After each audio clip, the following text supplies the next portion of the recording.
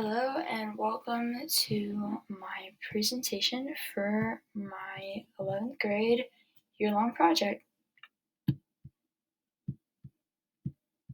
start off, my name is Jennifer Scott. I am an 11th grade scholar here at Ignite, second year scholar in the Education College, and first year scholar in the Logistics College. The purpose of the speech is to present instructional strategies that have the most impact on student achievement and it'll help them move forward. There's so many strategies out there that people can use to help their students. And so first I'm going to be talking about the effect study, and I'll start with the analysis of it. So one thing I found, there's a thing called meta-analysis that helps a lot when you're trying to do experiments, research. It's not very well known, but it was invented by an educationalist, and it's all quantitative data. And examples of the research are surveys and testing and making observations. This is important because this is a very cool way to get information with your effect study.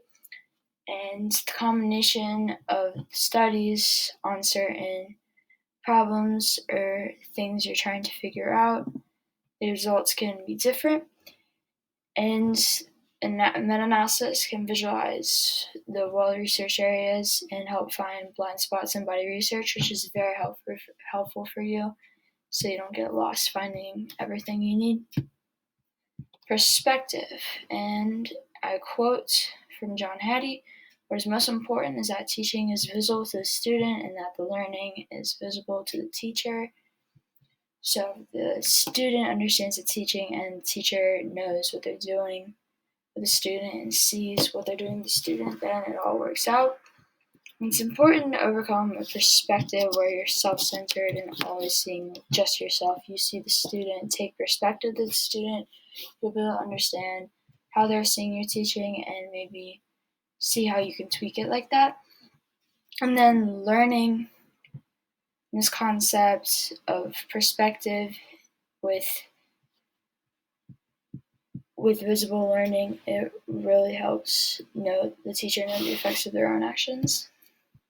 So some examples I put in so there's a 6th grade teacher and they're going to be talking about states of matter, and she asks the students what they can do on their own.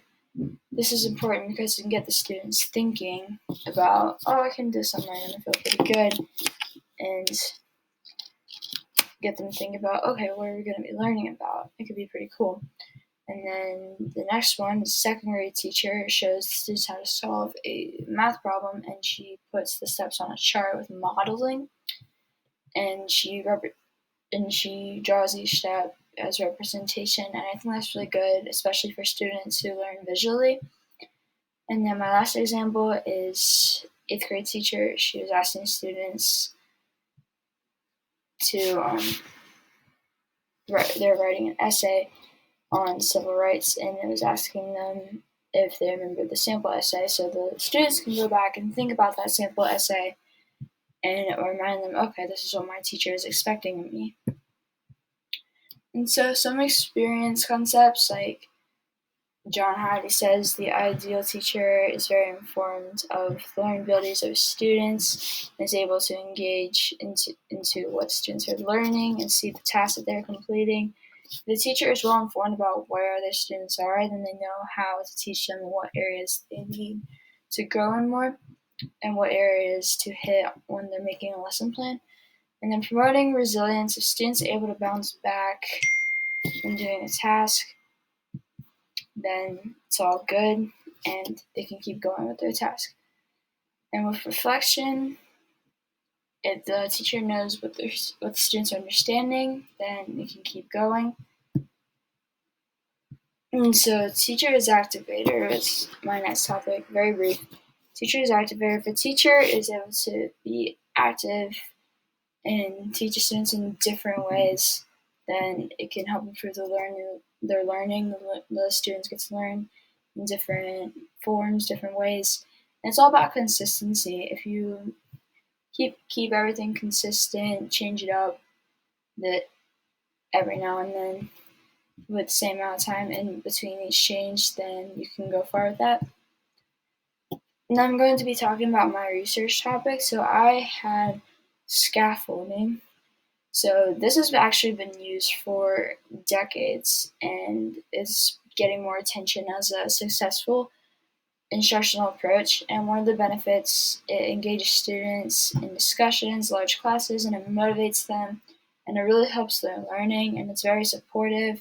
Like the students are able to ask questions, get feedback, support peers in learning material, and it really hits parts that students need help with.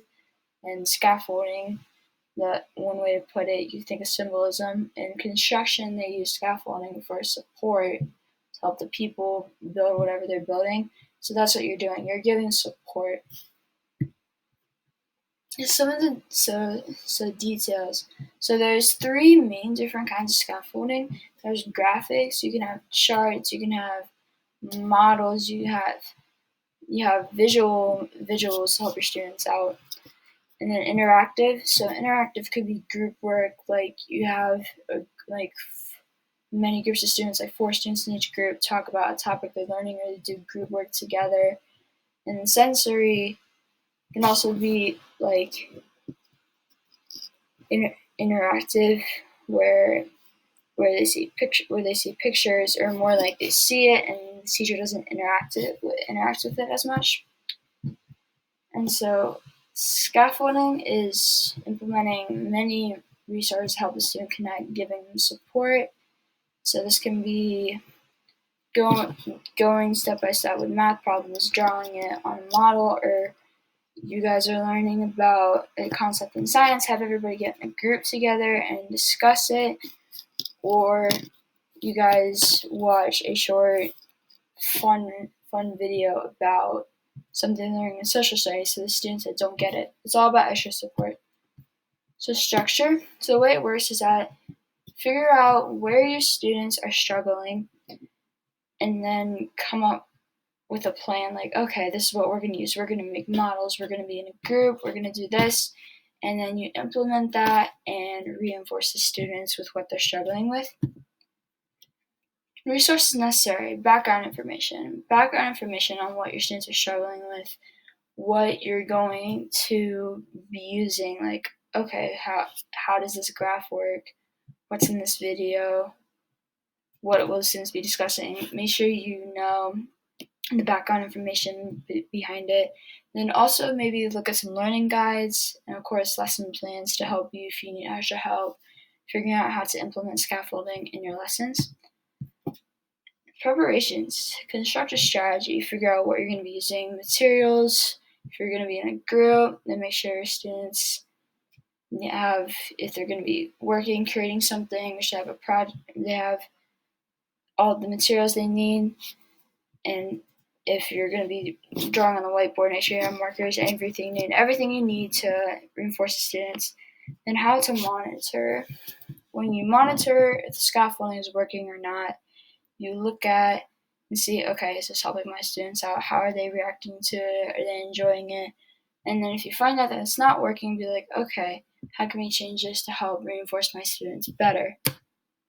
And then lesson plan. So when you make a lesson plan, like you'll have a lesson and then maybe you'll need another lesson to help the students, and that's what scaffolding is. It's reinforcement. You can implement that in a lesson plan as like the very beginning of a lesson plan, almost like introduction, and then maybe at the end put reinforcement or scaffolding if they need it. And that's where it goes in the lesson plan. It's reinforcement where it's a part of the lesson. And now we have impact. So it reinforces students and helps them learn. It gives them extra help what they're struggling with. It's very helpful that they hit key points that they're struggling with so they can move on and learn what they need to learn next. And monitoring. And like I said before, make sure the strategies are working and it's helping students make improvements. If not, you can always change it. And then here are my citations. And that is the end of my presentation.